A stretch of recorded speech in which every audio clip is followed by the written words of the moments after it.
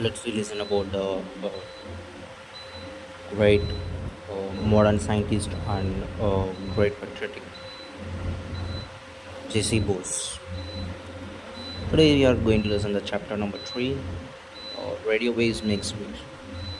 Instant communication over the entire earth has today become possible due to radio waves for messages, voices and pictures can be sent through them.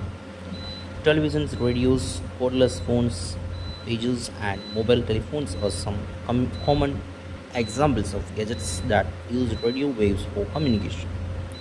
At every moment, radio waves are now being sent into space and are bounced up and down over the earth. They have changed the lives of people completely, though their existence was demonstrated only more than a century ago in 1864 by the British uh, physicist James Clerk Maxwell. His mathematical equations shown that radio waves exist, but nobody was ready to believe in the existence of radio waves until the German physicist Heinrich Hertz produced them in 1887 when a high voltage electric current was passed through a minute gap between two terminals and electric spark jumped across, completing the circuit and releasing radio waves. A lightning wave, which is essentially a huge electric spark, also produces radio waves. That is why disturbance called radio interference or ZO in radio and television, exception during thunderstorms and lightning in due course. Radio waves caught the imagination of several physicists in France, England, Russia, and Italy. Their existence was demonstrated and properties studied. Radio waves fascinated the British physicist Oliver Lord, who gave a lecture and then wrote a book. Heinrich Hertz and his successor. It was this book which created considerable interest in Europe and caught the attention of Bose, who became interested in the subject of radio waves.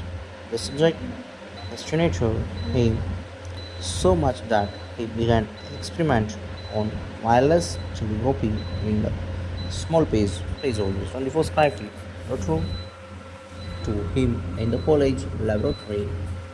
In fact, on his 35th birthday in 1994, he even took an oath to devote his life entirely to scientific research, using his own money, modifying devices and materials found after masters in scrub soaps and taking the assistant of literate instrument. Bose built the equipment necessary for the generation of radio waves. He designed and fabricated a novel type of radiator radiator for the generation of radio waves and also made highly sensitive coil or radio receiver to catch them. This radio receiver consisting of spiral springs. Spiral springs were far more compact, efficient, and effective than those built in Europe in those days. Using his equipment, Morse was demonstrated various important properties of radio waves like reflection and refraction. His experiment proved a fact that will known today that radio waves are similar to light, and it was then that was made that important discovery that the speed of radio waves was equally to the speed of light 3 into 10 kilometers per second. Moreover, Bose equipment generated a novel types of radio waves as small as 1 centimeter to 5 millimeter, now known as the microwaves. These radio waves are nowadays commonly used in radars, ground telecommunications, satellite communication, remote sensing, and microwaves phone. His equipment was essentially for world fast wireless remote control. He had also invented then the world's first home antenna, a colonial shape, a conical shape to catch microwaves, now commonly used in all microwave rotator devices. A successfully demonstration of generator generation and reception of radio waves to his students and colleagues, prior to his college, that the authorities decided to stage its full-fledged demonstration before the Lieutenant Governor of Calcutta, Sir William McNeill. The demonstration took place with pomp and glory at the town hall of Calcutta in 1895. It was noted in the beginning of the book. The local newspaper had a successful demonstration of wireless telegraphy by an Indian inventor is as well as Bose as one of the important successors of the German Heinrich had in India. More than that, it has today established him as one of the pioneer of wireless telegraphy. It's also like that Limo Margoni, Limo Margoni, who is today acclaimed as the Rangers of radio, had built his radio equipment borrowing idea from Bose works. Similarly, Bose intended to extend the range of his radio apparatus to about 1.6 kilometers so that radio signal could be transmitted from the President's College to his own residence. But he could not do so because he soon left from England and lectured to demonstrate his finding before the scientific community. Earlier Bose's finding radio waves had been released in England in the University of London and bestow upon the Doctor of Science DS degree in immediate science and Lord Kelvin. Congratulations, this is a wonderful experiment. It was an exemplary achievement for an Indian who had no guidance in research and no proper laboratory facility. The 21st of September 1896, the whole was crowded with scientists, technologists, policy makers. The chain of occasion was the meeting of the British Association for the Advancement of the Science and Law England. The hall was unusually crowded on the day, as a guest speaker was curiosity for it is even wife of some eminent scientists had come to attend the meeting and were sitting in the gallery or hall for the first time in the history of prestigious association on Indian sciences from Calcutta. Jagdish Chandra Bose was to give a lecture on demonstration on his more finding radio waves. The was excitement in his react.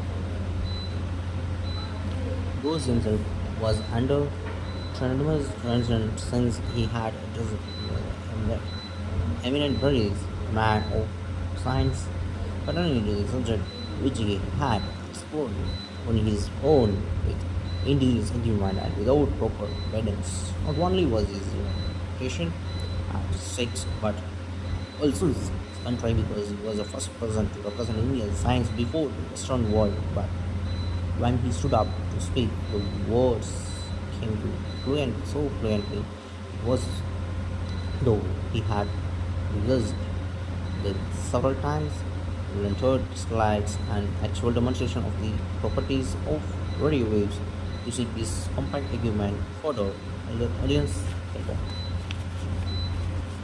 When Bose finished his speech, he sat down and thundered across his graduate. Even Lord Kelvin, the eminent scientist of the time, walked up, learning on the stage, climbed up to the gallery, congratulated Bose with Avara, who was sitting over there. It was a moment of pride for all Indians. Jagdish Chandra Bose left on an indelible mark in modern science, which was till then considered the hunting ground of Western scientists. Bose felt he had won the first battle was a Western true. It was the first victory, but certainly not the last. Throughout his life, he continued to fight battle science on the Western soil because on several reasons is original and scientifically proven ideas were questioned and debated. Being the first and foremost in India's modern scientific world, his position was vacant too. He was always waiting for the opportunity to prove his Western science that Indian can also make his original contribution to science. Everyone knows that we have brilliant imagination, he once said, but I have to prove that we have accuracy and no presence besides. Subsequently, in the footsteps of great scientists like Michael Faraday and Humphrey Bose also gave the Friday evening discovered at the prestigious Royal Institute in London, where more than 500 scientists, including such luminaries like Oliver Lu, J.G. Thomson, and Lord Kelvin, were present. Not only was his lecture held, but it was also considered valuable enough for publication in the prestigious scientific journal Translation of the Royal Institution. Both lecture and demonstration were considered special because it was only novel equipment and not those of his contemporary European inventors then that was cap- capable of generating very minute radio waves, microwaves, which were convenient to handle a small space with the whole of demonstration equipments. The new of wonderful lectures and demonstration of Indian man of science spread through the neighboring France Germany. He was invited to give lecture and demonstration on various science bodies in history. Wherever he went in the West, he was prized and applauded. The new was scientific success in the West reached India so slightly. Even Indian eagerly awaiting his position the Nobel lecturer Rabindranath Tagore. Literate Rabindranath Tagore was overjoyed at his feats.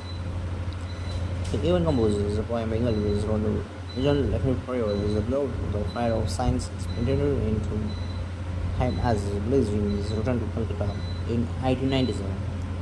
Inaugurated by his success, Bose took up his research on radio waves with enthusiasm and commitment.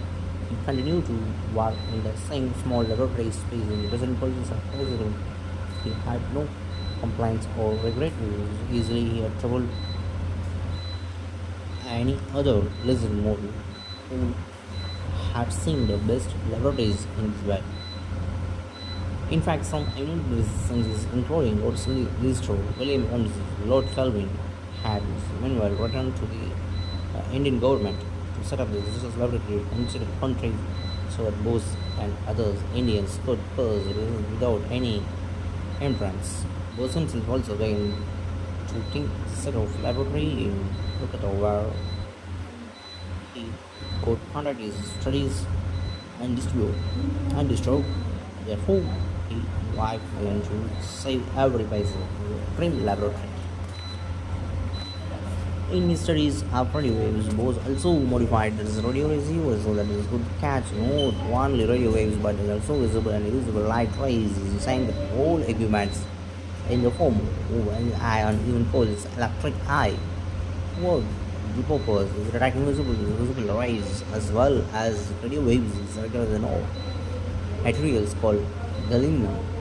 A compound of the metal lead. Today, gallium is found in the semiconductor with conductivity between that of a conductor and is insulator and commonly used on all electric equipments to catch radio waves as well as convert light rays into electricity. It has also laid to the foundation of the subject of optical communication with use light waves exchange the messages.